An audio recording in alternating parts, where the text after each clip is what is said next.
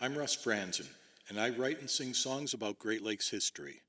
Tonight, I'm going to be talking about and singing about one of the areas of Great Lakes history that, well, we in Michigan don't think a lot about, and that's the canals. But in reality, there were three canals that had a significant part in Michigan's history. Now, of course, the one that comes to mind is the one in Sault Ste. Marie, and that's one of the three. But one of the other ones is the Erie Canal in New York that was completed in 1825, because most of the early settlers to Michigan after 1825 came via the Erie Canal over to Lake Erie. But the third one, that's the one that I'm probably going to concentrate on today, because that one was responsible for Michigan getting the Upper Peninsula and getting her statehood. And that was the Wabash and Erie Canal, or the Miami and Erie Canal. Same thing, in Ohio, that is, because Toledo was supposed to be the terminus of that canal, going all the way to Cincinnati and the Ohio River. So that would link Lake Erie to the Gulf of Mexico, to the Mississippi River there, and that opened up a big trade route. And because at the time, in 1835, there was a boundary dispute with the state of Ohio. Ohio wanted Toledo, and so did Michigan, and both of them had surveys that told them that they could have it. Well, it was eventually taken care of by the United States Congress, and once Michigan got the Upper Peninsula, they also were given their statehood in 1837. And so in 1837, late 1837, the canal over there, they put out bids for people to come and work on the canal and build it. And the people who came were mostly Irishmen, and they had worked on the Erie Canal. They had worked in their native country, in Ireland and England. They worked on the navigational canals there, and they brought a name with them over to these shores, and that name was navvies. And this is a song about the navvies on the canal. I'm Paddy O'Rourke, from Dublin I came to dig this canal in Ohio. There were thousands just like me, we were promised good pay and a better life on the morrow. What we found was a place called the Great Black Swamp. 'Twas land like we ne'er seen before. A thick cover of forest, the ground wet or damp in the shadow of the Maumee River. Huzzah, ye navvies, we dug this big ditch from Toledo to the Ohio River. With laborers' wages, we'd never get rich, but our work will live on forever. We slogged through the swamp with shovels and picks, the wheelbarrows hauled the muck out. My back was sore from the heavy digging, and wet soil ate leather from my boots. Every day we toiled for a 30-cent wage and a jigger of whiskey to drink. When we asked about payday, the boss said next week, and he said it with a wink. Huzzah, ye navvies, we dug this big ditch from Toledo to the Ohio River. With laborers' wages, we'd never get rich, but our work will live on forever. We lived in small shanties in the workers' camp. We dug from sun up to sundown. Mosquitoes brought death in the heat and the damp, and burials made the canal sacred ground. When our work on the canal was over and done, and mules pulled canal boats along, we saw pioneers and villages that made our country strong, and saw the progress our hard work had won. Huzzah, ye navvies, we dug this big ditch from Toledo to the Ohio River. with laborers' wages. We never get rich, but our work will live on forever.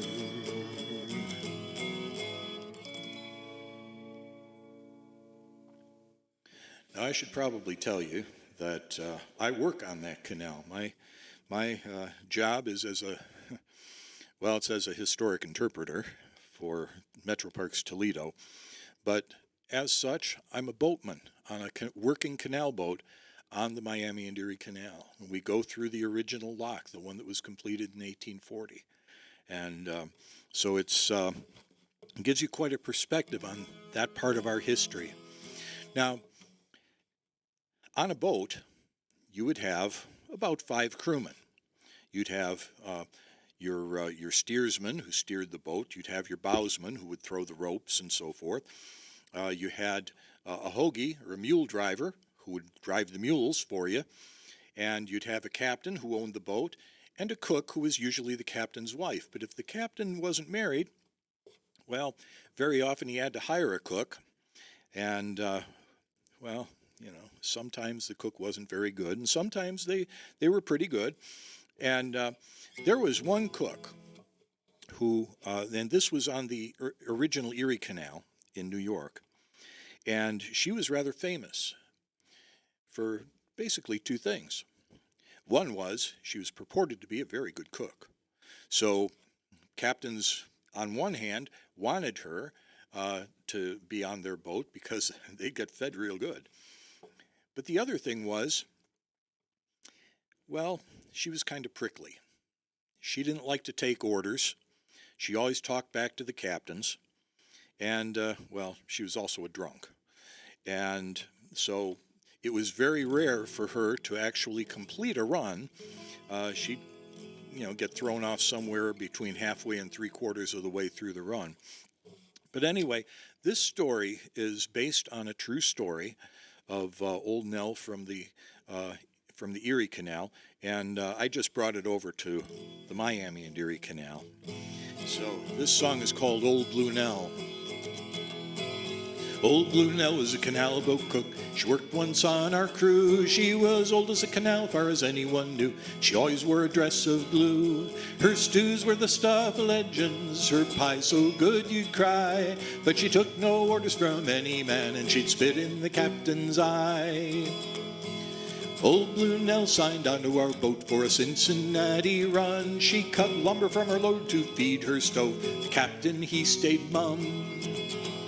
We dined the first day on beefsteak, next day muskrat stew. I gained 5 pounds by the Loramie Summit when at Lockington we went through.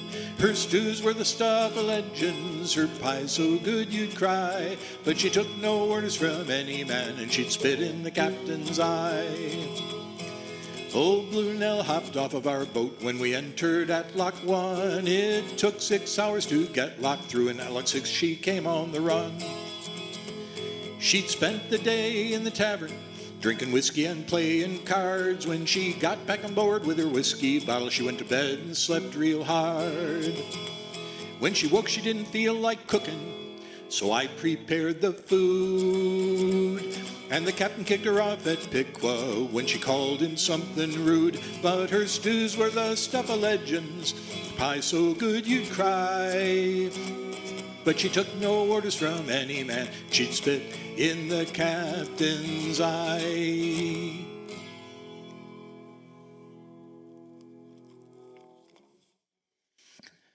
Now, one of the things about riding on a boat like that, the boats were about 78 feet long and 14 feet wide. That's because the locks on the canal were 90 feet long inside and 15 feet wide. So the boats, they were big enough to carry a lot of lumber or stone or, well, whatever you wanted to carry, they could carry them. As long as you could fit it in a barrel or a box, you could carry it on those boats. And in order to steer the boat, of course, you had the mules driving the boat. They were your engine. And your steering wheel was a tiller, and it was attached to the rudder under the water.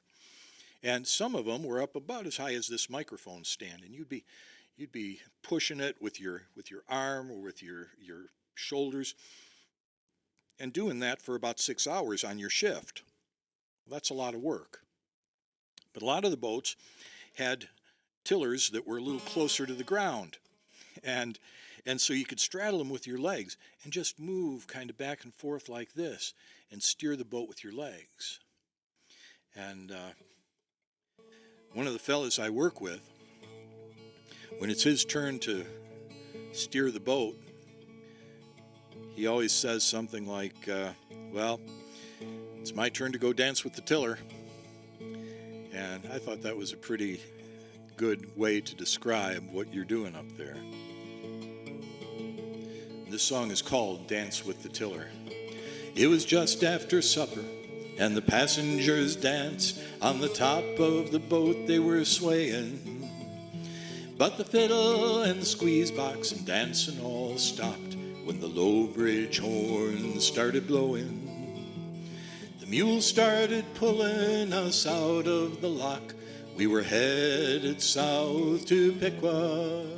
I just started my watch on the overnight shift, steering the boat with its big black tiller.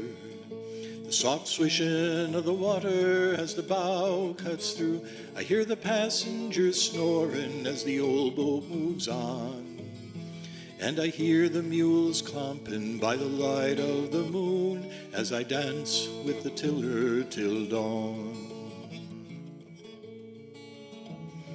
In the daylight, the locks were alive with farmers selling produce, townsfolk swapping news. But at night it's near empty, all the folks have gone home, with just a lockmaster locking us through. We were guided from the bow by the lantern's light as we glided through Ohio in the dark of the night. And I think of my sweetheart awaiting back home as I dance with the tiller till dawn. The soft swishing of the water as the bow cuts through. I hear the passengers snoring as the old boat moves on. And I hear the mules clomping by the light of the moon as I dance with the tiller till dawn, as I dance with the tiller till dawn.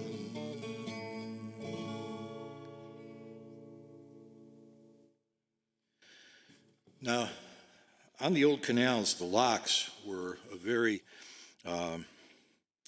very busy place.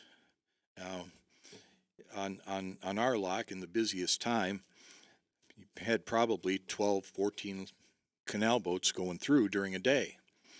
But it was always a time when the people on the boats got to talk to the lockmaster or the people hanging around there.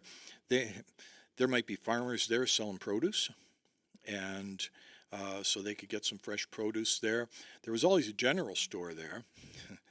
And, well, the general stores usually had a back room that they used for an unlicensed tavern, so the boatmen and the captains could go in there and have a drink or two while the boat was locking through.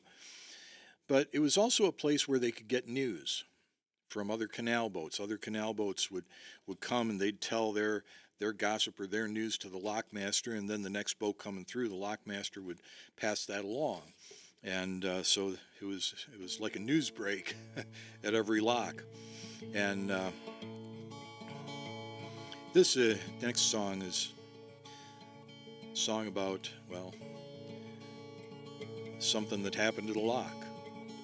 It's called Smell the Roses.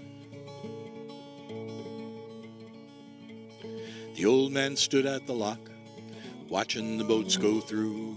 There was lots of cursing and complaining from the boat's exhausted crew. One crewman stopped and asked, "What are you smiling at, old man?" He said, "When I was captain of my own canal boat, I was ornery as an old wet hen." He said, "Canaling's not an easy life." He took a draw in his old clay pipe. "There was bone-weary work, hard drinking and gambling, and I did it for most of my life.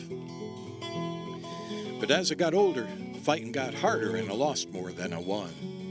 Then one day the boat passed a field of flowers and I knew my days of fighting were done. Gotta be thankful for the roses you pass along the way, and the lilacs and the wildflowers boat passes every day. You'll smell mule apples and dead fish as life's canal boat moseys on. But remember those lovely roses will once again come along. The old captain stood there puffing on his pipe. Canal's great life, he said. There are lots of hardships, but it all evens out, and you have to get that into your head. This Ohio country is beautiful, with forests and flowers and fields of grain. And you have to try to remember the good, because you may never see it again. Gotta be thankful for the roses that you pass along the way, and the lilacs and the wildflowers boat passes every day. You'll smell mule apples and dead fish as life's canal boat moseys on. But remember those lovely roses will once again come along. The crewman said, "Thanks, old timer, see you the next time through." And he hopped on the boat as the mule started pulling, and he gave the old man a salute. A short time later they passed a field where the flowers were in full bloom, and he picked up his banjo, and after a while he'd written this little tune.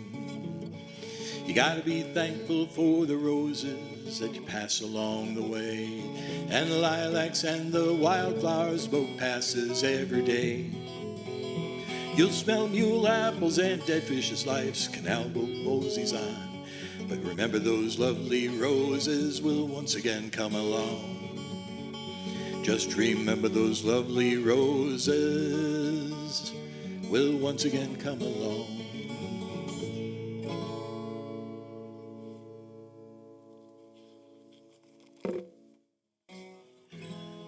Now, this next song is a true story, and this came from it came from the Ohio Canal, and it was an interesting story because sometimes the canals ran from thaw to freeze. Once the canal froze in one place, the whole canal closed, and it was closed until thaw in the springtime. And sometimes the captains didn't figure out when that freeze was going to be, and they ended up being stuck someplace they didn't want to be. It wasn't close to their homes. And now in most cases, they could just leave and go off for the winter and come back. But if you had a perishable cargo, you had to stay with that boat. And these particular boats, there are a few boats that were hauling some coal, and they got stuck in the freeze, and it was right around Christmas time. And if they had left, when they came back in the springtime, all of that coal would be gone, literally gone up in smoke at the neighbors. And so they had to stay there. And there was a 5-year-old boy on board one of those boats, and he was afraid because he thought that Santa might not know where to find him. We were riding on the old canal, the hold was filled with coal. The leaves had long been off the trees, the December winds were cold. Near Canal Dover the skies were dark, at the dock the boat turned in. And when morning came we saw our boat was all iced in. Our canal boat stuck at Christmas, where the ice won't let us leave. But Santa knows just where we are, and he'll be here Christmas Eve. Christmas Eve dawned cold as ice, snow was on the ground. 7 families stranded on their boats, the cook stoves kept us warm. After supper, Pop went out to tend the mules in the barn, and I wished that I was warm and cozy at my granny's in Bolivar. Our canal boat stuck at Christmas, where the ice won't let us leave. But Santa knows just where we are, and he'll be here Christmas Eve. We were playing cards in the aft cabin, I was sitting on the bottom step, when we heard some clatter topside up on the tiller deck. Then Then the hatch above me opened and I looked above and saw a bearded man in a bright red suit. It was good old Santa Claus. He dropped down candy and some nuts, then hollered, ho, ho, ho. Then he touched his finger to his nose and turned around to go. Well, we thought he'd take the catwalk, but he dropped down on the gunnel. And as he walked along the side of the boat, he slipped and fell in the canal.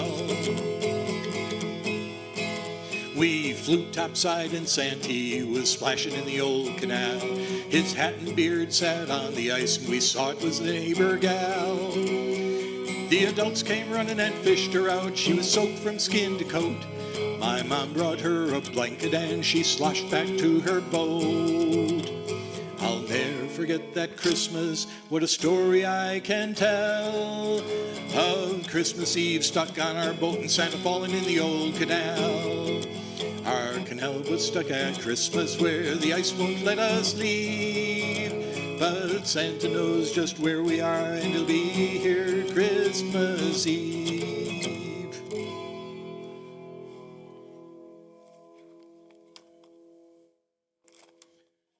Now, during the winter time, canal boat captains usually had another job, but even if they did, they were always thinking about going back on the boat in the springtime. And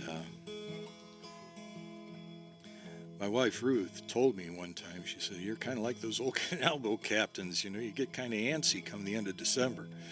And she wrote this song, and I made a few changes to it.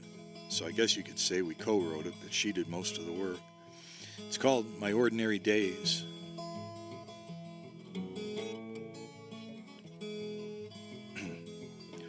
Thank you, friend, for blessing all my ordinary days. I think of you in summer and through the winter's haze. For when the canal is frozen over and the year flows to an end, I will see you in the springtime and we'll set to work again. Along this silver ribbon, with the sun our only clock, I will live my ordinary life between the level and the lock. As the sun beats down upon us, the years do not erase all these days of peace and toil and the lines upon my face. I have gathered up the riches those of wealth would scorn to take, but if they just knew the sweetness here, the yearning and the ache. Along this silver ribbon, with the sun our only clock, I will live my ordinary life between the level and the lock.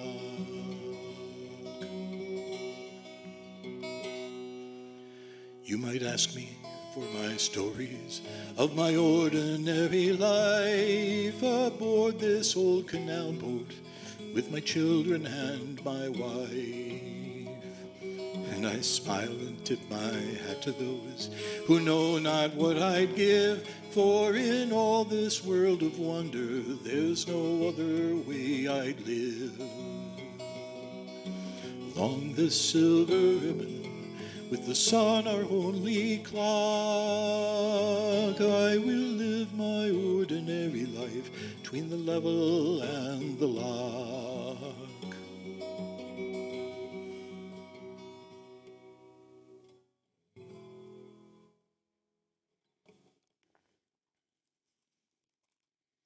Now, my first grandson was born about 2 years ago. And well, most of the time, if a baby's born, the mother gets good things, you know, like blankets and onesies and diapers and things they can use. Well, my daughter has a folk singer for a dad, so she got lullabies, and this is one of them because they live in Albany, New York, on the old canal, and so I had to write a canal boat lullaby for them. Here on the canal, on this beautiful night, you can see the towpath by the bow lantern's light, and the birds and the frogs make not even a peep, for here on the canal they all are asleep. All here is quiet, we're far from a lock. The mules pull slowly, they don't watch the clock. The silver ribbon shines bright under the full moon, and we'll make it to Albany tomorrow by noon.